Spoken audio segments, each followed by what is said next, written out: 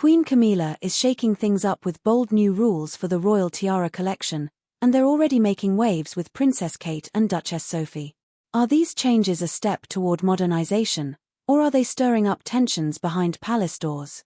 Let's dive into the drama. When it comes to the British royal family, few traditions are as enchanting or as steeped in history as their love for tiaras. These glittering headpieces have adorned the heads of queens, princesses, and duchesses for centuries, becoming iconic symbols of power, grace, and timeless elegance. But beyond their dazzling exterior lies a treasure trove of stories of royal romances, political alliances, and even a hint of scandal. For every tiara that sparkles under the light, there is a deeper tale of how it came to be, the lives it touched, and the legacy it carries. Have you ever wondered why tiaras are more than just accessories for the monarchy, or what secrets they hold about the lives of their famous wearers? The origins of tiaras in the monarchy stretch back centuries, with their roots tracing to ancient Greece and Rome, where laurel wreaths symbolized victory and status. However, it was during the Georgian and Victorian eras that tiaras truly became synonymous with royalty. Queen Charlotte, the wife of King George III, was among the early British monarchs known for her elaborate jeweled headpieces, which helped set the stage for the tiara's rise to prominence. These early tiaras were less about sparkling gems and more about intricate craftsmanship, showcasing the wealth and cultural connections of the wearer. Queen Victoria, with her love for diamonds and intricate designs, solidified the tiara's place as a royal staple. Her personal taste reflected the monarchy's desire to project an image of wealth and stability during a time of societal change. The Victorian era saw a surge in tiara designs, ranging from floral motifs symbolizing growth and harmony to pieces featuring dazzling diamonds representing strength and permanence. Queen Victoria's diamond tiara, made in 1840, remains an iconic piece symbolizing her commitment to showcasing the grandeur of her reign. Tiaras were far more than ornamental accessories, they served as political tools signaling alliances, status, and even cultural values. For instance, tiaras often incorporated gems sourced from British colonies, subtly reinforcing the monarchy's global influence. Over time, these headpieces evolved into family heirlooms, passed down through generations and imbued with unique histories. Each tiara became a living piece of the monarchy's narrative, representing not just the individual who wore it but the era they lived in. As the 20th century dawned, tiaras began to take on more personal significance, becoming sentimental tokens tied to weddings, state visits, and historical milestones. Today, these sparkling treasures remain some of the most recognizable emblems of royalty, steeped in tradition yet constantly evolving with the times. Their origins remind us that behind every jewel lies a story waiting to be told. Rumors of tension between Queen Camilla and Princess Kate have persistently captured the public's imagination, with the royal tiara collection often at the heart of whispered disputes. At the center of the speculation is Kate's penchant for iconic and historically significant pieces, like the Lover's Knot tiara, a favorite of Princess Diana. Insiders suggest that while Kate gravitates toward these show-stopping, crowd-pleasing jewels, Camilla has aimed to modernize and streamline access to the tiara collection, potentially as a means of limiting direct comparison. Critics argue that Camilla's approach might stem from her desire to reframe her own royal image, steering away from inevitable comparisons to the late Diana or Kate, whose fashion choices resonate powerfully with younger global audiences. The issue has reportedly gone beyond mere stylistic preferences. Camilla's efforts to implement stricter policies on tiara use, restricting access to certain pieces or reserving them for special occasions, have sparked whispers that the move is designed to bolster her authority within the family. Meanwhile, Kate's consistent favor with the public for her effortless elegance continues to widen the perceived gap between the two women, leading to further friction in their relationship. Experts note that this dynamic underscores the broader challenge of balancing tradition with modernity within the monarchy. With tiaras symbolizing much more than jewels, they represent legacy, identity, and power. Several iconic tiaras have fascinating histories intertwined with the personal and political lives of their wearers. The Lover's Knot tiara, commissioned by Queen Mary in 1913, combines diamonds and pearls in an intricate bow-like design. It gained global fame as Princess Diana's go-to tiara, often seen sparkling atop her blonde locks during state banquets and royal tours. The Girls of Great Britain and Ireland tiara, one of the oldest and most cherished pieces, was gifted to Queen Mary in 1893 as a wedding present and became one of Queen Elizabeth II's signature pieces. The Greville Emerald Kokoshnik tiara, with its Art Deco style and striking emerald centerpiece, stands out for its bold and modern aesthetic. The Cartier Halo tiara gained renewed fame when Kate Middleton wore it on her wedding day in 2011. Each of these tiaras tells a story of royal alliances, personal milestones, and public appearances, making them treasures not just for the family but for history itself.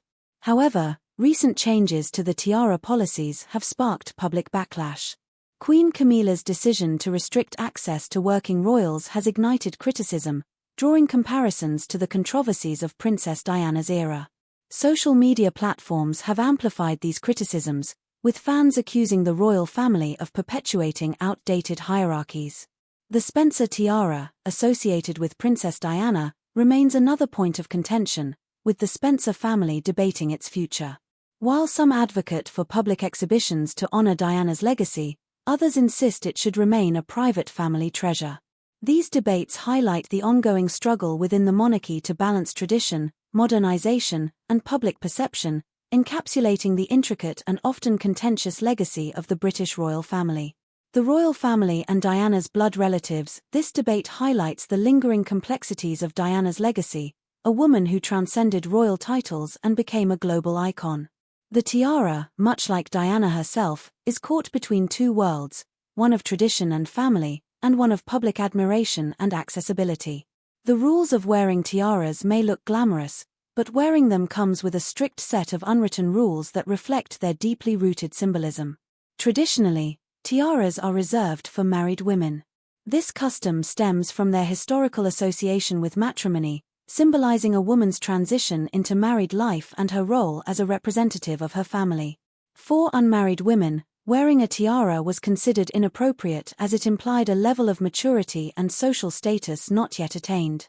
Today, this rule is more flexible, but its origins highlight the significance placed on these jewels. Tiaras are also strictly evening wear, designed to sparkle under artificial light. They are typically worn at state banquets, diplomatic receptions, and royal weddings but never during the day. This rule underscores their association with formal occasions and the grandeur of royal events. Another fascinating aspect of tiara etiquette involves who gets to wear which pieces. Certain tiaras are closely tied to specific members of the royal family. For instance, the Queen's diamond diadem is traditionally reserved for the reigning monarch and is most famously worn during the formal opening of Parliament.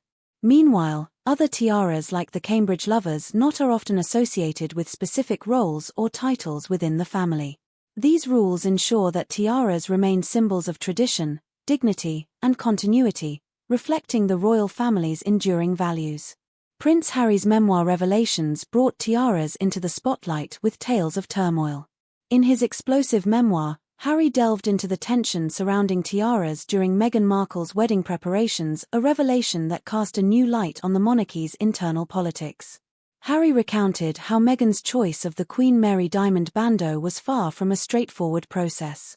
Behind the scenes, there were reportedly clashes between Meghan's camp, who wanted greater freedom in choosing a tiara, and senior royals, including Camilla, who sought to enforce more rigid rules about which pieces were appropriate for the occasion. The Queen ultimately intervened to approve Meghan's selection, but not before negotiations allegedly left Meghan feeling unwelcome. Camilla's involvement in these disputes has been interpreted by some as an attempt to assert control over traditions, but critics argue it reinforced perceptions of gatekeeping and exclusion. These anecdotes reignited debates over the monarchy's use of tiaras as symbols of power and status, highlighting how such seemingly minor decisions can reflect larger struggles over authority and belonging within the royal family.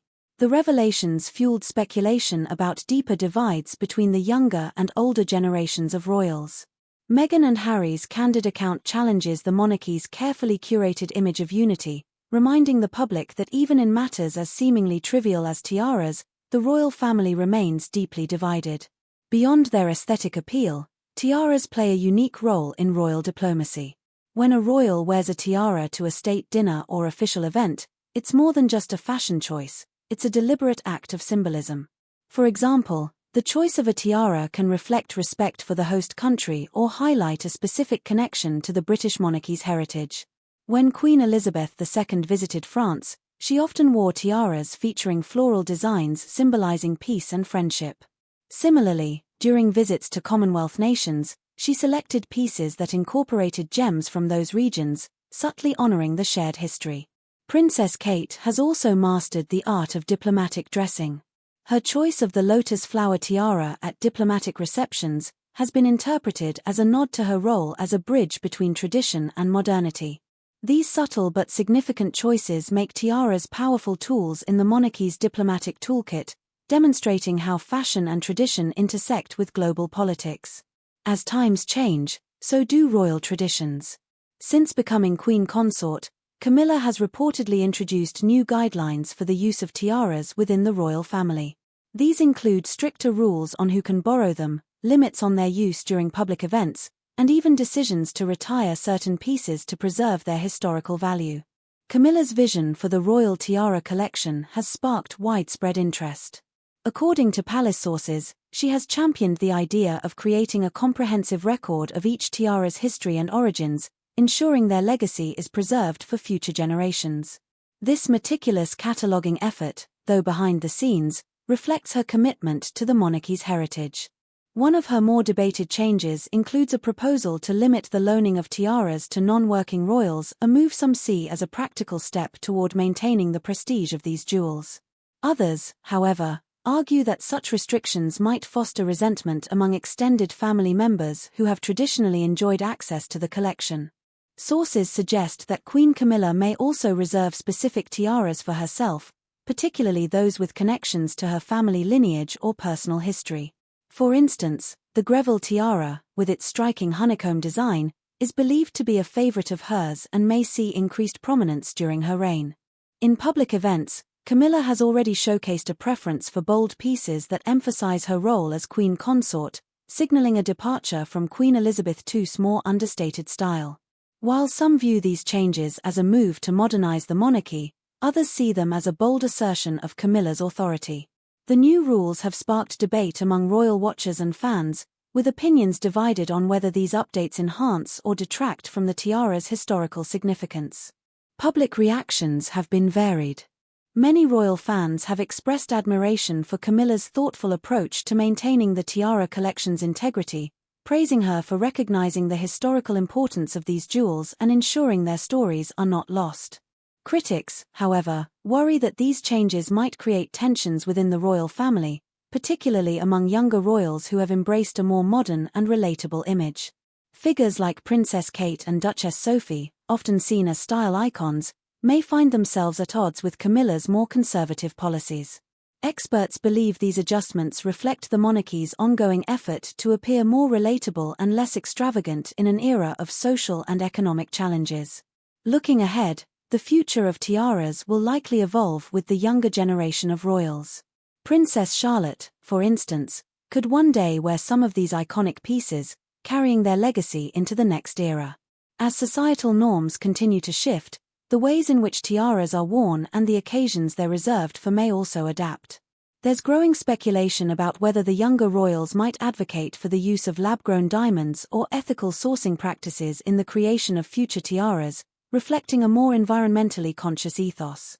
The British monarchy has long balanced tradition with modernity, and tiaras, with their rich history and undeniable allure, will remain an integral part of this balancing act.